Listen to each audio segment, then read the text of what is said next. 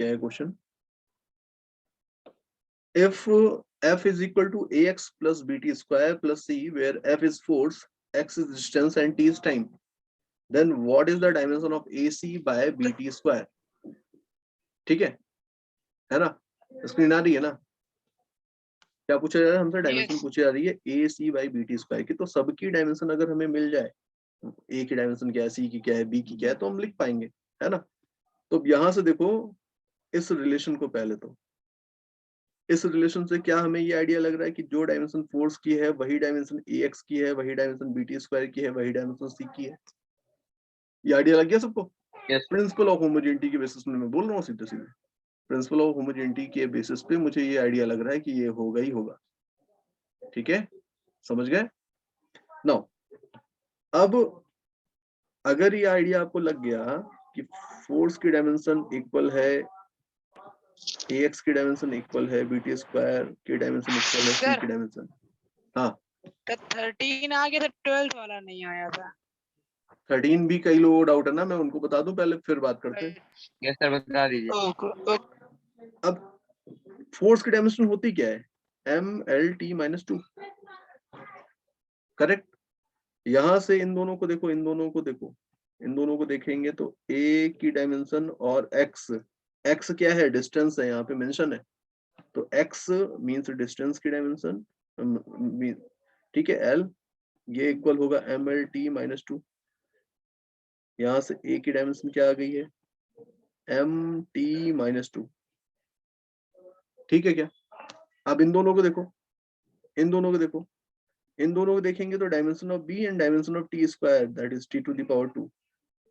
ये देखो ये क्या बनेगा? mlt-2 बन जाएगा क्या? बन जाएगा, करेक्ट है। यहां से b की डायमेंशन क्या आने वाली है?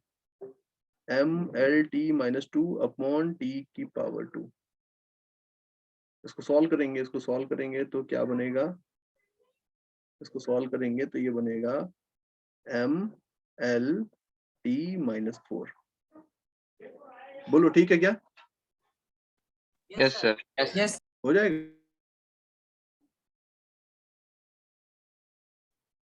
नेक्स्ट, सी की डायमेंशन किसके इक्वल है? वो तो फोर्स के इक्वल है ही। अब मुझे यहाँ पर आंसर जो देना है, मुझे बताना है dimension of A C by B T square.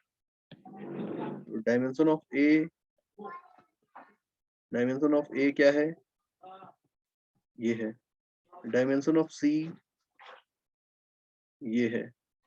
Dimension of B ये है। डायमेंशन ऑफ टी स्क्वायर ये है। ऐसा है क्या? ठीक है ना? आप चाहो तो इसको ऐसे सॉल्व कर दो। आपको डायरेक्टली दिख रहा है बीटी स्क्वायर, तो यही था। बीटी स्क्वायर का मतलब है यहाँ पर फोर्स की डायमेंशन की बात हो रही थी, ये तो mlt-2 ही है। सॉल्व कर दो। अब इसको सॉल्व करोगे तो m से m की डायमेंशन देखो, यहाँ पे तो कैंसिल हो गई है, यहाँ पे सिंपली m बचा हुआ है। ठीक है, यहाँ पर l है और यहाँ पर भी l है, ये कैंसिल हो गया है। बोलो ये बनेगा? ठीक है, t की डायमेंशन देखो, ये कैंसिल हो गया है, तो ये t⁻²⁻2 बनेगा। ये आ गया फाइनल आंसर, ml0t-2। कौन सा है? बी वाला। ठीक है,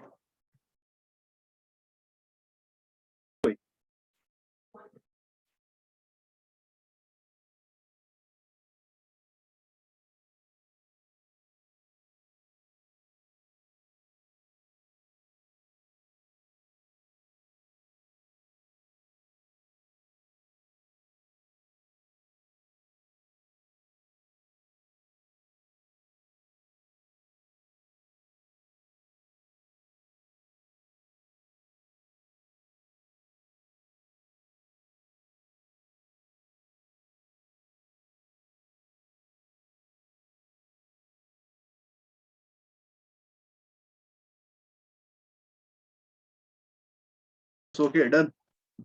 ठीक है, नेक्स्ट क्वेश्चन नंबर 12 था ना।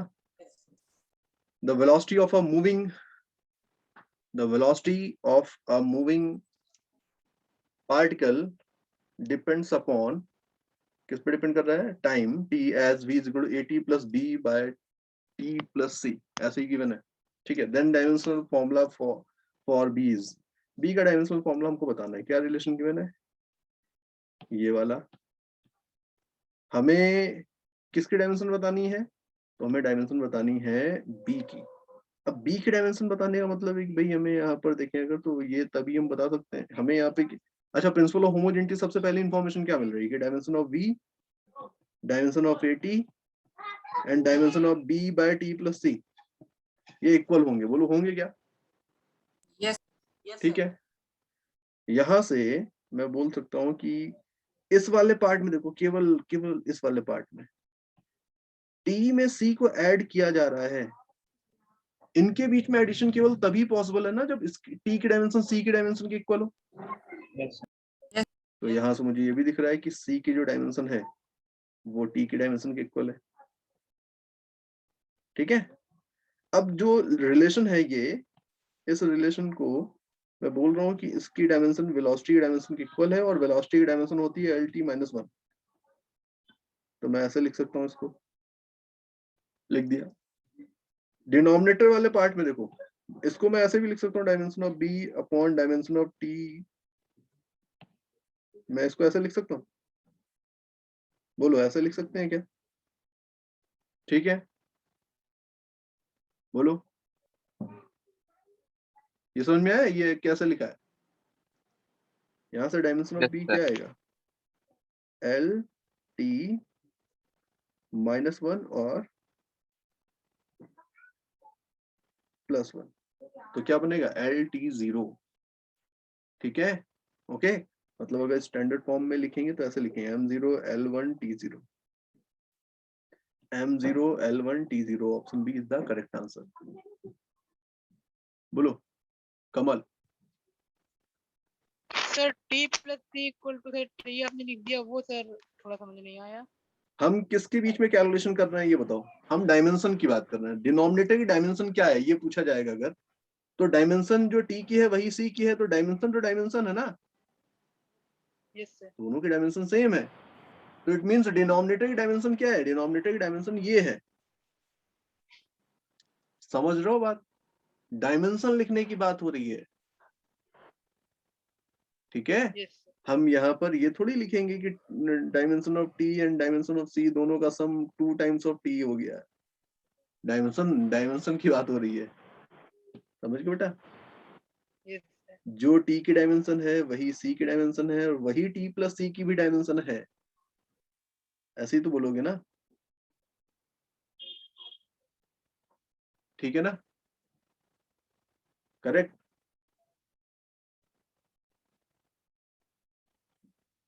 आ रही है आवाज?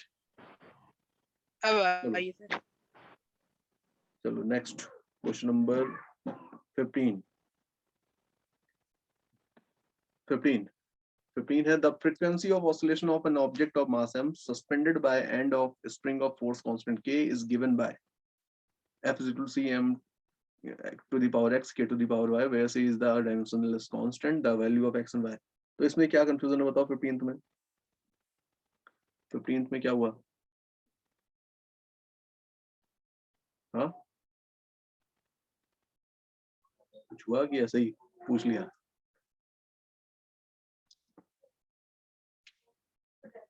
अरे बताओ ना मुझे, फिर आगे बात करें इसकी, क्या हो रहा है? सिंपली ये और कुछ नहीं है, ये लिखा हुआ है आपके सामने N R T by V minus B, ऐसा लिख दिया मैंने। ठीक है ना, N R T by V minus B E to the power minus A upon R T V, ये है रिलेशन, करेक्ट है ना? अब बताओ यहाँ पर फर्स्ट ऑफ ऑल मुझे यहाँ पे क्या दिख रहा है कि v एंड b के बीच में हम लोग सब्सट्रैक्शन परफॉर्म कर रहे हैं, और सब्सट्रैक्शन तभी हो पाएगा ना जब dimension of v and dimension of b दोनों इक्वल हो, होगा ऐसा? Yes. तो आइडिया लग गया मुझे यहाँ से कि डायमेंशन ऑफ b जो है simply l to the power 3 के ही इक्वल होना ही चाहिए। अगर ये होगा तभी तो सिंपली इनके बीच में ये ऑपरेशन हो पा रहा होगा ना। ठीक है, तो एक पार्ट का आंसर तो हमें यहाँ पे मिल रहा है जो कि करेक्ट है।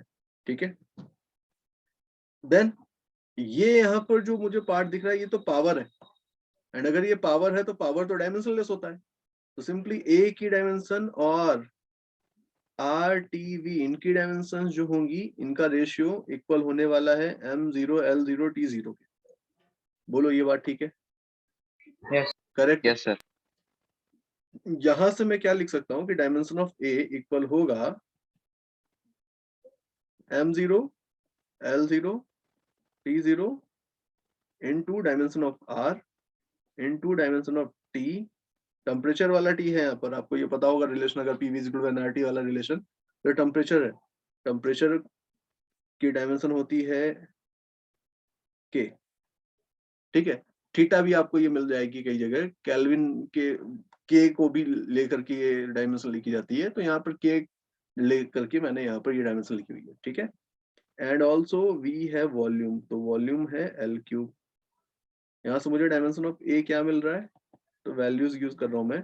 आर की डायमेंशन क्या है, आर की डायमेंशन है M L square T minus 2 K minus 1 and mole inverse into K into L cube. Solve कर दो इसको, M L to the power 5 T to the power minus 2 K 0 mole minus 1, ठीक है ना। तो यही आंसर दिया था सबने, तो ठीक है, ये आंसर भी ठीक है बेटा। ओके, कुछ कहना चाहते हैं? ये थोड़ा सा एक डिफरेंट पैटर्न है ये वाला क्वेश्चन, कि in a new system of units let's the units of force energy and velocity be 5 newton 10 joule and 100 metre per second. आपको बोल दिया कि भाई नॉर्मली हम किसी भी सिस्टम ऑफ यूनिट के अंदर फोर्स की यूनिट 1 न्यूटन लेते हैं, किसी भी नहीं, मतलब एमके सिस्टम के अंदर या एसआई सिस्टम के अंदर है ना, 1 न्यूटन लेते हैं, 1 जूल लेते हैं, 100 मीटर 1 मीटर पर सेकंड लेते हैं। हमने यहाँ पर एक डिफरेंट यूनिट सिस्टम कोई ले रखा है जहां पर यूनिट्स फोर्स की 5 न्यूटन को 1 यूनिट बोल दी है, 10 जूल को 1 यूनिट बोल दिया है, ऐसा कुछ किया गया है। तो आपसे बोला जा रहा है बताओ इस न्यू सिस्टम के अंदर लेंथ की यूनिट क्या होगी। क्वेश्चन आपको समझ में आ रहा है क्या, बताओ? ठीक है, तो कैसे करेंगे इस तरह के क्वेश्चन को, ध्यान से समझिएगा। सबसे पहले तो इसमें थोड़ा सा हिट एंड ट्रायल भी इन्वॉल्व हो जाता है कि फर्स्ट पार्ट को करते हैं। पहले तो क्या हो रहा है देखो, सिंपली यूनिट ऑफ लेंथ आपको बताना है, तो आपको यहाँ पर इन तीनों क्वांटिटीज में से फोर्स एनर्जी एंड वेलोसिटी, इनके बीच में कोई ऐसा रिलेशन सोचना होगा जिसकी हेल्प से हम डिस्टेंस तक पहुंच पाए या लेंथ तक पहुंच पाए। कोई ऐसा फॉर्मूला बताइए जिसके बेसिस हम यहाँ तक पहुंच पा रहे हो।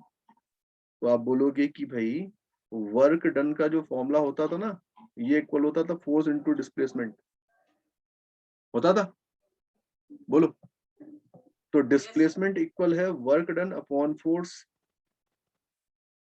एंड वर्क डन की जो डायमेंशन होती है वो तो एनर्जी की डायमेंशन के इक्वल होती है, तो इसकी डायमेंशन और एनर्जी की डायमेंशन के इक्वल होती है। तो यहाँ पर सिंपली इसको मैं एनर्जी अपॉन फोर्स लिख सकता हूँ, पता है ना आपको ये पॉइंट, ठीक है। चलो, अब इस रिलेशन के बेसिस पे मैं अगर सिंपली एसआई सिस्टम में होता या एमके सिस्टम की को यूज कर रहा होता, तो मैं बोलता कि यहाँ पर जो लेंथ की यूनिट है वो मीटर में चलती है, तो 1 मीटर इक्वल होता 1 जूल 1 मीटर, देखो 1 न्यूटन, यही होता ना। एनर्जी 1 जूल होती है एमकेएस में, फोर्स 1 न्यूटन होता, बोलो ठीक है ना। एंड ये डिस्टेंस यानी कि लेंथ 1 मीटर होती, करेक्ट, हो जाता है ऐसा। बट अभी हमने जो सिस्टम लिया वो थोड़ा सा डिफरेंट है। इस सिस्टम के अंदर लेट जो लेंथ की यूनिट है वो मीटर नहीं है बल्कि कोई नई यूनिट है। अब इसको कुछ नाम दे देता हूं मैंने इसको बोल दिया लेट ये मीटर डैश है। तो 1 मीटर डैश किसके इक्वल होगा, तो आप बोलोगे इस सिस्टम के अंदर एनर्जी को लेना है जूल में, सॉरी एनर्जी को लेना है 10 जूल के इक्वल इसकी यूनिट, एंड फोर्स को लेना है 5 न्यूटन के इक्वल। तो ये रिलेशन ऐसे ही बनेगा क्या, बोलो ऐसा बनेगा? समझ में आया क्या आपको ये बात? क्या लिखा है, आ रहा है समझ में क्या हुआ? कि भाई नई सिस्टम के अंदर एनर्जी हमने 10 जूल ली हुई है, 1 यूनिट ऑफ एनर्जी लिया है, 1 यूनिट ऑफ फोर्स लिया है, तो 1 unit of that 1 unit of length हमको मिल रहा होगा, ठीक है। ये दो रिलेशन दिखना है मुझे, रिलेशन 1 and 2। बस सिंपली दोनों को डिवाइड कर दो, सॉल्व कर दो। दोनों को अगर हम डिवाइड करें 2/1 कर दें तो मुझे क्या मिलेगा, 1 meter dash upon 1 meter equal होगा, इसको सॉल्व करोगे तो क्या बनेगा बेटा, ये 5 बनेगा ना, 2 बनेगा ये, बोलो ठीक है, ये 2 बन जाएगा। तो 1 metre Yes. Dash equal to 2 metre आ गया, है ना। तो इस न्यू सिस्टम के अंदर लेंथ की जो यूनिट है जिसको हमने मीटर डैश बोल दिया था, वो बेसिकली 2 मीटर के इक्वल है, करेक्ट है। उसकी एक्चुअल लेंथ एम के सिस्टम के 2 मीटर के इक्वल है। So option B is the correct answer. Second part पे आते हैं। यूनिट ऑफ मास आपसे पूछ दिया गया है, तो आप कोई ऐसा रिलेशन सोचिए पहले तो जिसमें एनर्जी, मास एंड फोर्सेस का यूज हो, तो फोर्स, एनर्जी या वेलोसिटी का यूज हो और इसकी हेल्प से हमें मास तक पहुंच जाए। कोई रिलेशन सोचो, सोचिए भाई कोई रिलेशन।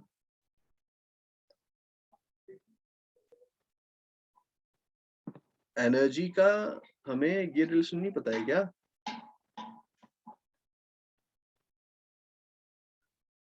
बोलो, पता है ना। तो इस रिलेशन को यूज कर लेते हैं ना, यहाँ से हम क्या बोल सकते हैं कि भाई मास इक्वल होगा 2E/v²। अब मैं अगर एम के सिस्टम के अंदर होता तो मैं क्या बोलता कि जब मैं एनर्जी को 1 जूल लूंगा, वेलोसिटी को 1 मीटर पर सेकंड लूंगा, तो मुझे 1 किलोग्राम मिलने वाला है। ऐसे ही होता है ना, मुझे 1 किलोग्राम मिलती है वैल्यू। बट इस डिफरेंट सिस्टम के अंदर मैं मास की यूनिट को मान लेता हूँ, लेट किलोग्राम डैश है, कुछ होगा 1 किलोग्राम डैश, ठीक है। इसमें मैंने एनर्जी को ले रखा है 10 जूल के इक्वल, वेलोसिटी को ले रखा है 100 मीटर पर सेकेंड का स्क्वायर, देन मुझे जो मिलेगा वही तो होगा ना 1 किलोग्राम डैश। बताओ ये पॉइंट समझ में आ रहा है क्या आपको। ये है 1, sir. Yes, sir. ये है इक्वेशन 2। क्या करें, इक्वेशन 2 को इक्वेशन 1 से डिवाइड कर देते हैं। कर दिया डिवाइड। इसको डिवाइड करने पर मुझे क्या मिल रहा है, 1 kilogram dash upon 1 kilogram equal होगा, किसके इक्वल होगा, ये देखो, इसको सॉल्व करें अगर तो ये बन रहा होगा, यहाँ पे देखो ये 10⁴ बनेगा डिनोमिनेटर में, 10⁴, एंड ऊपर 10 था तो 10⁻³ बना है ये अपॉन में, 10⁻³ बना है ना ये अपॉन में, ठीक है क्या, ऐसे ही आएगा। यहाँ से मुझे क्या दिख रहा है कि 1 किलोग्राम डैश इक्वल है 10⁻³ किलोग्राम के। तो ये आंसर हो गया इस पार्ट का। बोलो ठीक है बेटा, समझ पाए आप क्या कर रहे हैं। Yes, अब sir. वापस से अब आपको आइडिया लगा होगा ना, इस पार्ट का आंसर ये हो गया। अब बताओ टाइम का कोई रिलेशन बताओ, टाइम का relation, energy, force and velocity, इन सब के साथ, इनमें से किन्हीं दो के साथ या सभी के साथ कोई रिलेशन टाइम का। यही है हिट एंड ट्रायल। आपको अगर फॉर्मूला याद आ गया कि हाँ ऐसा एक फॉर्मूला बन सकता है या ऐसा एक फॉर्मूला कोई होता है, तो आप बहुत आसानी से फिर इसको आगे प्रोसीड कर पाएंगे। बोलो, नहीं याद आ रहा है, मैं बताता हूँ, देखो क्या है। आपने आपने ये तो सुना ही है कि वर्क इक्वल होता है फोर्स इनटू डिस्प्लेसमेंट। मैंने अभी अभी जस्ट यूज किया था, इसके ऊपर किया था ना, बोलो। ये यूज किया था मैंने, सॉरी, F/D ये यूज किया था, करेक्ट, ठीक है। इस रिलेशन को मैंने टाइम से डिवाइड कर दिया, ठीक है। ये है work done per unit time is equal to F into distance, displacement upon time. Displacement upon time को हम वेलोसिटी बोल सकते हैं,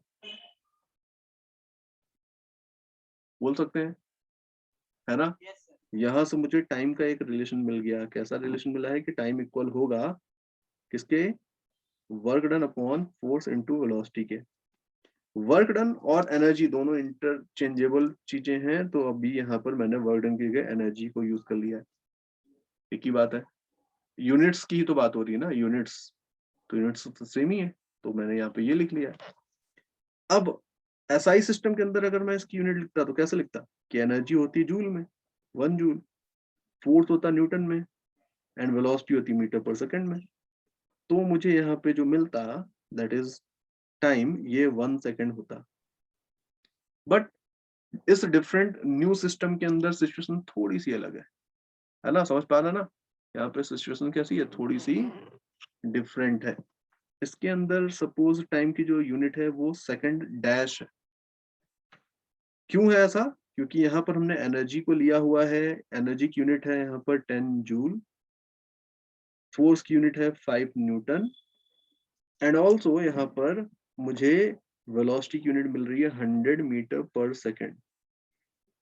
इसको इक्वेशन 1 बोला, इसको इक्वेशन 2 बोला, इक्वेशन 2 इक्वेशन 1 डिवाइड कर दिया। अब क्या बनेगा? तो अब ये बनेगा 1 second dash upon 1 second equal होगा किसके इक्वल होगा? सॉल्व करो इसको, देखो क्या बन रहा है, 1/50 बन रहा है ना, 1/50 बन रहा है ना ये। Yes 1 sir. Second dash equal आ गया है 0.02 सेकंड के। समझ गया बात? ये आंसर हो गया इस पार्ट का। कौन सा? ऑप्शन डी, लास्ट ऑप्शन जो है ये दिख रहा है आपको, 0.02 सेकंड हो गया। बताइए ठीक है। क्या बोला है कि भाई एक इलेक्ट्रॉन गन है और इससे जो इसमें जो एमिशन करंट है जो कैथोड से आ रहा है उसका रिलेशन ये है, ये रिलेशन गिवन है। तो आपको जो पॉइंट्स पता उन्हीं को यूज करेंगे ना। कौन कौन से पॉइंट्स हमको पता है कि यहाँ पर ये एक डायमेंशनलेस क्वांटिटी होगा क्योंकि पावर है। डायमेंशनलेस क्वांटिटी होने का मतलब है कि बी और के टी इनकी डायमेंशंस अगर सेम हो जाए तो डेफिनेटली इनका रेशियो जो होगा वो डायमेंशनलेस क्वांटिटी बन जाएगा। करेक्ट है क्या? बोलो। तो बी की डायमेंशन तो मुझे डायरेक्टली दिख गई, इसमें कुछ सॉल्व करने वाला था ही नहीं मेरे सामने, तो मुझे तो दिख रहा है कि हाँ ये तो होगा ही होगा। अच्छा, अब मुझे पता है कि ये एक मैथमेटिकल फंक्शन है और ये भी डायमेंशनलेस होना चाहिए। और अगर ये डायमेंशनलेस है तो जब मैं इस इक्वेशन की डायमेंशन लिखूंगा तो मैं इसको ऐसे ही लिखूंगा ना, डायमेंशन ऑफ आई इक्वल होगा dimension of A T square. Correct है क्या? बोलो। यस। यहां से, हाँ हाँ हाँ बोलो, कोई कुछ कह रहा है क्या? नहीं, ठीक है। यहां से बताओ डायमेंशन ऑफ ए क्या आया बेटा? Dimension of I upon T square बना क्या, है ना? ये बनेगा। ठीक है, मुझे क्या बताना, मुझे ए बी स्क्वायर की डायमेंशन बतानी है। तो डायमेंशन ऑफ ए और डायमेंशन ऑफ बी स्क्वायर का मल्टीप्लाई करेंगे। डायमेंशन ऑफ ए यहाँ पर लिख रहा है I T to the power -2 है, ये I T to the power -2 है ना, इसी के फॉर्म में ऑप्शन से, इसलिए मैं कुछ यहाँ पर फर्दर पुट नहीं कर रहा हूँ, मुझे इन्हीं के टर्म में आंसर देना है।